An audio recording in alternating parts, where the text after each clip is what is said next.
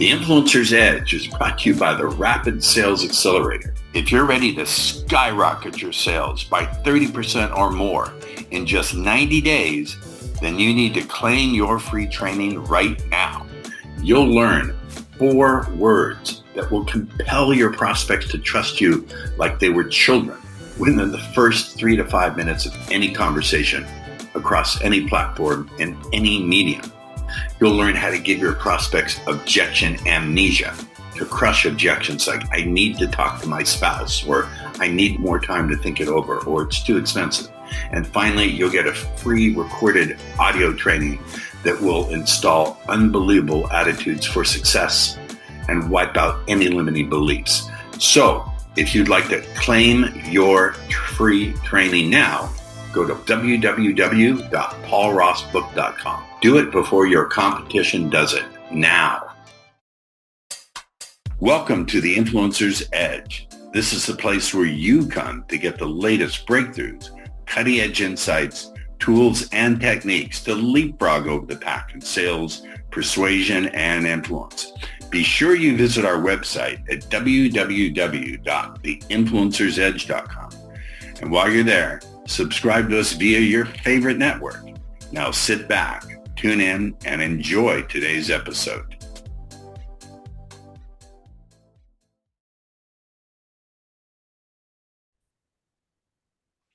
Hello again, ladies and gentlemen, and all the folks from the ships at sea, or whatever you want to do it.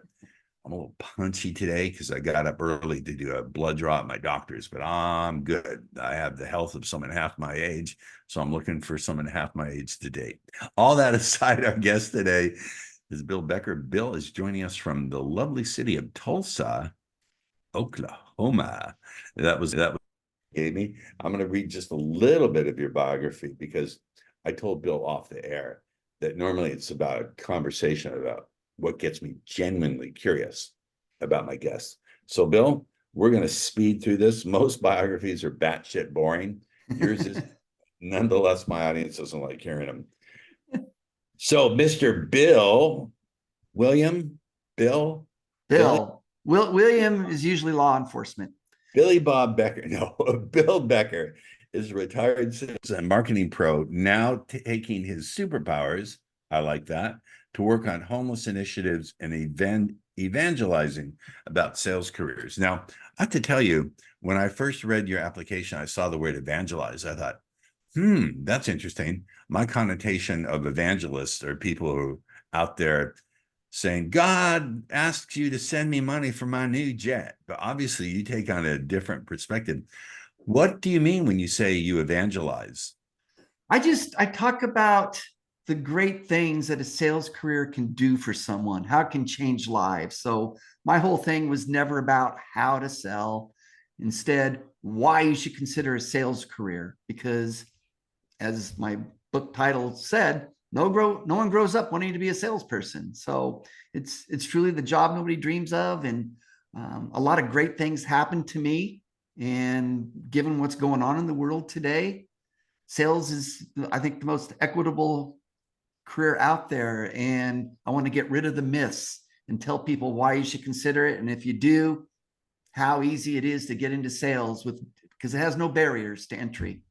I like that angle because on the Influencer's Edge, we're looking for people who bust myths and go against the common grain. And I like to say you color outside the lines, you disconnect the dots, and that sort of thing. So where did you get this orientation? How did it occur to you that the why?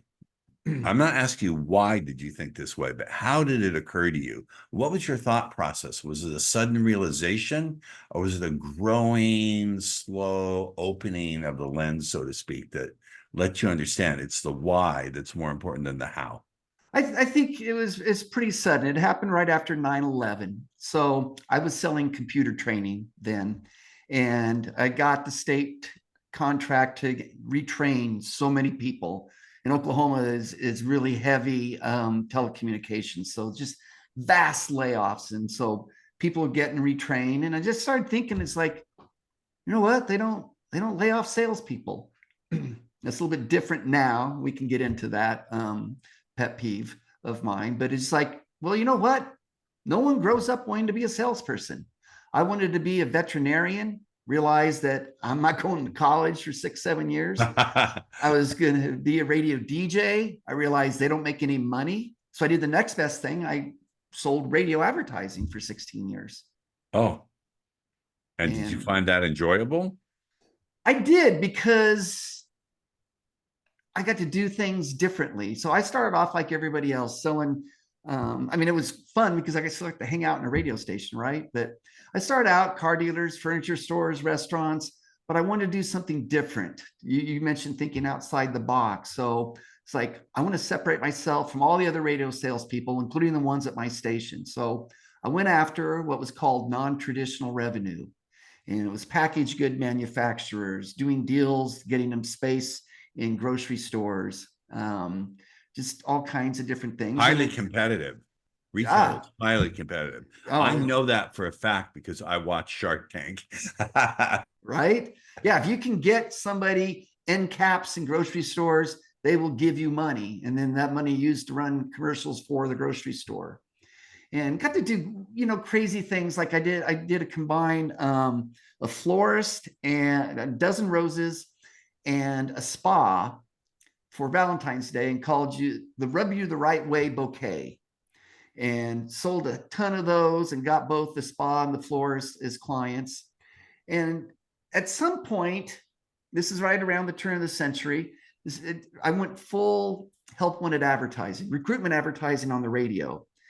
And I love that because it's direct response advertising. I love that.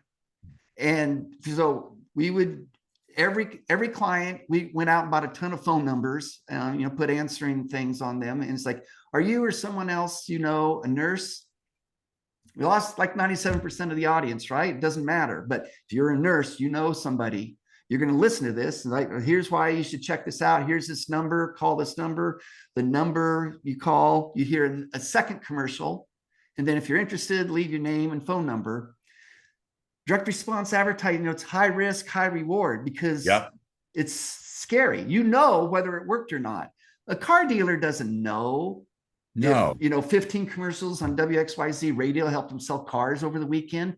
Here it does. Then when it does, you can re-sign the client and then use that success story to go get more clients. The basis of selling. What can you do for me, and who else says so? This is very interesting because I started my career doing direct response advertising for my own products, made a shit ton of money following a guy by the name of Gary Halbert. I don't know if you ever heard of Gary Halbert or not. He's considered one of the world's best copywriters ever. He passed on, but he was one of my mentors. And Gary talks a lot. If I could, just for a minute, I know it's your show, not mine today. Go for it. Gary talks a lot about how all these marketing agencies win awards for the best looking ad. But the real challenge is, can you write a good sales letter? Can you write a good video at sales letter that's going to get people to directly buy? That's the real art form. For sure. And I mean, it's scary because, it ends up, it's going to be very easy to determine whether your campaign worked or not. I found it, and still do find it thrilling, but I'm a masochist. I have no problem. I'm very shameless. I'll walk up to a lady I don't know and just start chatting her up, even though she's 5 points above me in the looks league. I'm shameless, but you appear not to be, so good on you. I want to get to the whys, because I've asked about how you got this orientation away from how and into the why. What are some of there's the obvious ones. You're being of service to other people, but other than that, what are some of the whys? Easy entry level, and you're helping people. What else? What are the other whys of doing it? Some great things happened to me. I was able to retire early because, I had a great sales career, and I see what's going on in the world, that there's unemployment. There's also underemployment. Yeah. And I could actually do an argument that unemployment in some ways is better, because if you don't have a job, at least you have some hope that if I get a job, everything's going to be all right. Yes. if you got a job and you're busting your ass working 40 hours and still can't make ends meet, where's the hope? So I look at it as in fact, I came up with this recently. I'm changed. It's like, what do you do? It's like, I'm selling hope. One of the areas of people that I'm working with are people who have been incarcerated. Now, think of all the problems getting a good job. Now put the fact that you spent 3 years in prison. It's Is it possible, Bill? Let me challenge you here. Is that even possible? Doesn't that depend on the offense that the person's committed, or how? This fascinates me. To some extent, because here's the deal, and the genesis, the gist of what my deal is why you can get a sales job with a company that's not even hiring, with no experience. And so what I tell people is, like, figure out what you want to sell. It's great if you have an interest in stuff. I mean, I spent 20 years in IT sales. I'm not a geek. I didn't really get into it. I love, representing cutting edge technology, but I just that wasn't me. But once you figure out, you're not going to go through HR. You're not going to talk to a recruiter. You're not going to talk to, you're not going to apply online. Why? Because you don't have sales experience. You're going to find someone who can say yes, because all those other people can just say no. And you're prospecting. You're actually kind of, you're becoming a salesperson before you became a salesperson. But you get in front of someone who can say yes, vice president of sales, sales manager, business owner. And what I call my come to Jesus speech is say, look, this is what's been going on in my life. And it could be something that, hey, I screwed up and, I did some time for drugs or, whatever, whatever the deal, but this humanizes it, and you're bearing your soul. So I made these mistakes, or I'm not happy with my life, and I regret not doing some things. I realized that the life I want, the future I want, the ability to take care of myself and my family is helping you sell your stuff. Wow. All you need is one person to sit there going, holy crap, I just hit the lottery. This person's so motivated. What they don't know as far as product knowledge, I can teach them. That's wonderful. You know what you're doing there? Well, as soon as you said that, the words that popped into my head were strategic vulnerability. You're being vulnerable in a strategic way. You're humanizing it, sure. Strategic vulnerability, and then your statement of intent that matches what your statement of intent to serve them. So the strategic vulnerability takes all their suspicion, is a great pattern interrupt, makes them very open to hearing the rest of your message. It's actually quite, I don't know if you've ever thought of yourself as being, I'm sure you haven't, but this is a hypnotic technique. I've trained 36 years in hypnosis. This doing the unexpected and breaking the pattern like that is very, very powerful. It's a hypnotic technique. I'm sure you never realized that before, but you're a good hypnotist, a good natural hypnotist. I'm sure you think that I'm crazy, but that's okay. What is the number one mistaken belief about sales and salespeople? That it's all about high pressure and tricking people into buying something they don't need. It's nothing like you see on TV or in the movies. It's simply having a conversation. I told people, and I'm excited that I don't have to censor it this time, but you don't. When I would tell people, I go, you know what? I don't sell anything. I figure shit out.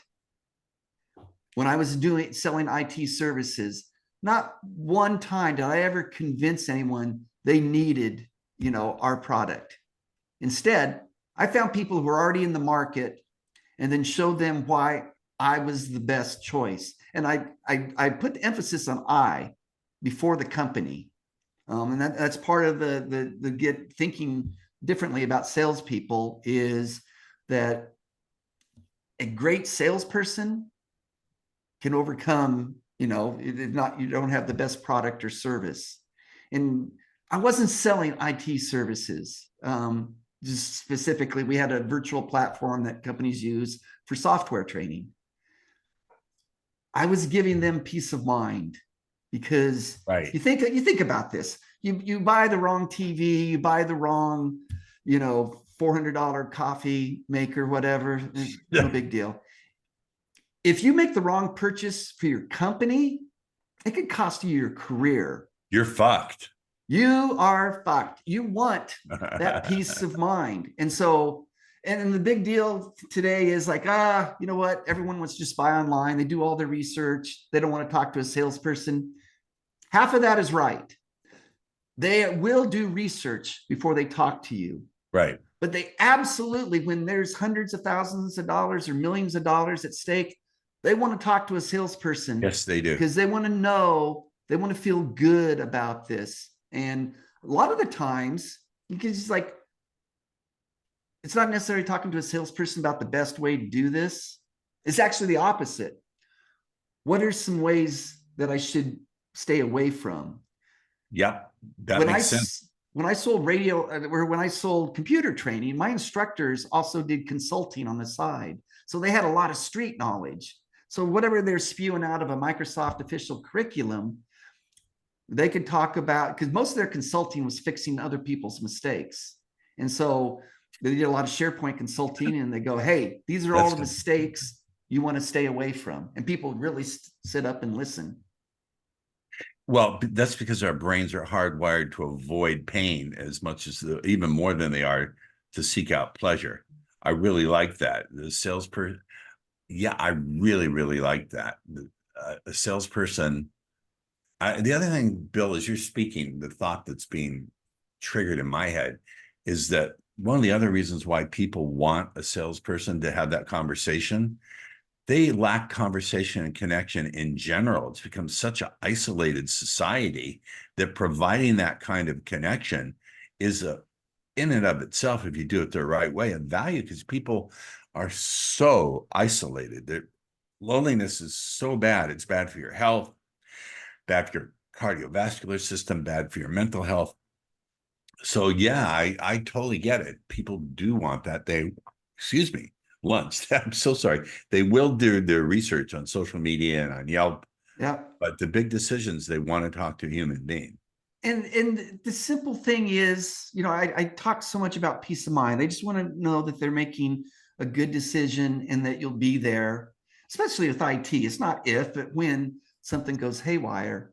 And I represented for 20 years, IT services. I can barely spell SQL, but it was very simple. If I didn't have a sales engineer in the meeting, I go, you know what? I don't know. I'll have an answer for you by the end of the day. And I talk about this all the time. It just stuns me, but I'm going to give your listeners the secret to be in sales and making an obscene amount of money. Responding quickly to requests.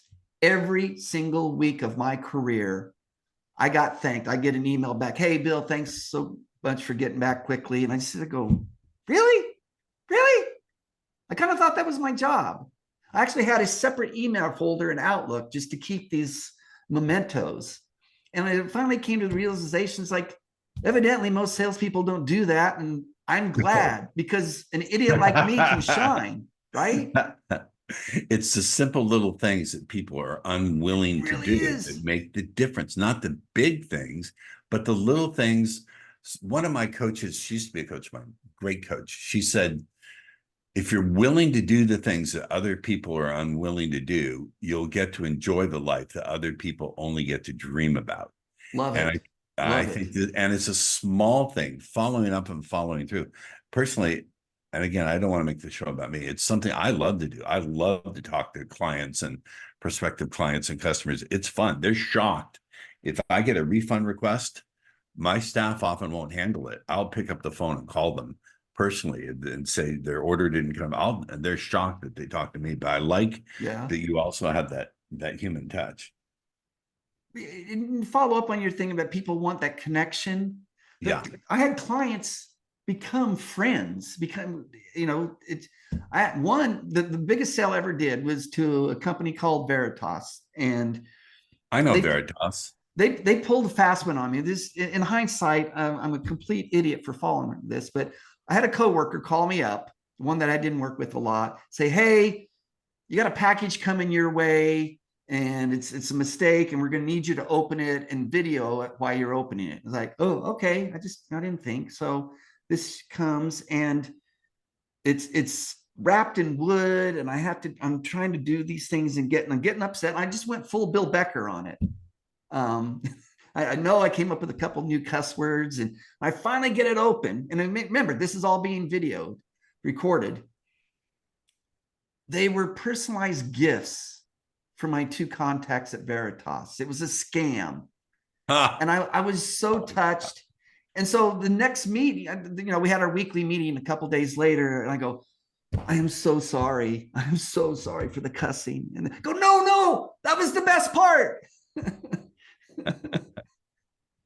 It's another example of vulnerability, of bringing people out through whatever methodology or strategy or hack, whatever you want to call it, bringing out the vulnerability in people. Everyone wants to be vulnerable, but they always want the other person to go first. And so the person who can set that vulnerable foot out first is the one who actually, oddly, paradoxically, has the power in the interchange. But see what's going on here is you're saying things that are so interesting. They're triggering my own creative thinking, which means I need to hire you for something, but I don't know what. So I already know your answer to this question, but I'm going to ask since it was submitted. How is sales different today than it was 5 years ago and 10 years ago? And when we're talking about professional sales, business to business, that one we mentioned already is just that prospects are way more informed before they ever get to talk to you. They've done their research. Also that things become more complicated because it's not just you talking to a contact at a company.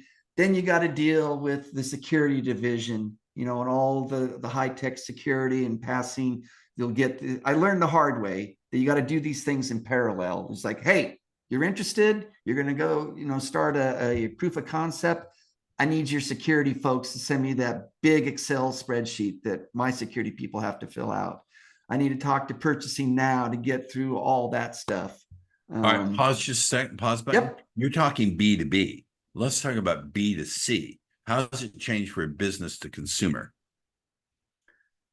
We can stick with B2B if you want to. We don't have to go B2C. Well, my experience is that I would think, depending on the product, because, it could be a $400 TV, it could be a, $70,000 car. I still, regardless, people that are buying today, regardless of the product, they're more well-informed. So, and I think it applies. All the same thing applies. If you're buying a TV, you're buying a car, you want to feel like you're not making a mistake. So if you have a salesperson, whether virtually or face-to-face, that can make you feel good about the money that you're spending, and whether it's warranty or whatever follow-up may be, that they know that you're going to be there. It's like, the whole boiler room stuff that, "Hey, Bill's going to disappear. I know we're never going to see him once I, give him my money." No, I want to know that he will be there. And by responding quickly to questions, that they feel good. It's like, "Oh, Bill's going to be around." The only boiler rooms that I get are ones from India who try to sell me. I won't get into it, but yeah, I get it. I totally get it. We hear, I don't know, maybe it's just Oklahoma. We get the, fundraising for the Sheriff's Association or. I get those. Well, I used to get those. I've got on a do not call list. Let's see. You have actually uniquely every third, fourth, fifth guest stimulates my own creative thinking, but we're pointing at the same thing, because one of the things I say is you're never selling real estate or software or any of that. You're selling decisions and good feelings about decisions. Mhm. And you're really pointing to the same thing, that the people want to feel good. They want to feel safe. They want to feel that they're not making a mistake. You're just saying it in a different way. So it's interesting to me how we've come to the same conclusions from different pathways, and we're just stating them just a little bit differently. This is proof that great minds think alike. Agreed. Agreed. I mean, and in the end, it's just we come at it, the final answer from a different way, but it's we understand things that people that have these preconceived notions about sales and salespeople don't understand. I want to dig a little bit at you. All right. It's all okay. This is all very well and good. I'm matching you 5 by 5, as they used to say in the CB radio days. If you're old enough to remember CB radio, I don't know. 10-4, good buddy. 10-4, come on back. Check the mail. Roger that. Do you get my 10-20? Yeah. All right. What about the shit side of selling, which is dealing with rejection? It's not all smiles and roses. You can have a deal fall apart. You think you got the deal. You think you got the deal. You poured your heart and soul into it. And then the decision maker has a fight with their significant other and the deal is off. How have you personally dealt with disappointment, setback, whatever you want to call it? And how do you teach people to deal with it? Throwing things helps, obviously. Going in that's just part of it, right? I mean, you have baseball players that get 3 hits out of 10 at bats and make $50 million a year. So the biggest thing, no, is just no today. All successful salespeople have examples of like, we're not going to go. We're not going to do anything, or we're going to go someplace else. And okay, but if you had left a good impression with them, I've seen sales come back the following week. I've seen them come back 18 months later. It's just no means no today. I know that you do dating stuff. It's like, hey, how many times have someone asked somebody out and they said no, and then they changed their mind, a month later. It's how did you discover what it is? That side of what I do. I was watching one of your podcasts. Okay, you did your research on me. Yeah, well, it's just going off into a side tangent. I was chatting with a young lady, and she said, "You're very charming, but I have a boyfriend." And I said, "Boyfriends are like colds. You can catch one anytime. Doesn't mean you can't shake him off when you really want to." But the analogy here, the parallel here is that, yeah, life is a moving parade. One of my great marketing mentors, the legendary Dan Kennedy. I don't know if you know who Dan is or if you don't, but Dan is he's still around. He's really got one foot in the grave, I think. But Dan talks about life as a moving parade, and you never know when that parade is going to come by and pass you again. Speaking of passing, we have passed almost 30 minutes of time. You've been a wonderful guest. Bill Becker, I want to know, and my audience wants to know, how can they stay in the conversation with you? Sure. So you can go to thejobnobodydreamsof.com, learn a little bit more about me, learn about the book. There's a button there to get the book. It'll also take you to my academy. You can also go straight academy.thejobnobodydreamsof.com. There's a couple courses there. There's one for people who've never sold on landing your first sales job. First lesson's free. And then there's also a course, which something that, is another great thing about sales, is how to go create your own sales job and sell it to the company of your choosing. Now, it's more designed for experienced salespeople. Right. But yeah. I like that. All right, Bill, you've been a wonderful guest. Ladies and gentlemen, give a big round of virtual applause to my guest today. Stay in the green room. All right. Talk a little bit. And if y'all want to instantaneously, for your own mysterious reasons, find yourself downloading your free copy of my new book, look at this. I'm learning to use QR codes. Just scan that there fancy dancy QR code, and you'll be taken to the page where you can download your free copy of my new book. We'll see you in the next time. on the Influencer's Edge. Bye now. The Influencer's Edge is brought to you by the Rapid Sales Accelerator. If you're ready to skyrocket your sales by 30% or more in just 90 days, then you need to claim your free training right now. You'll learn 4 words that will compel your prospects to trust you like they were children within the first 3 to 5 minutes of any conversation across any platform and any medium. You'll learn how to give your prospects objection amnesia, to crush objections like, I need to talk to my spouse, or I need more time to think it over, or it's too expensive.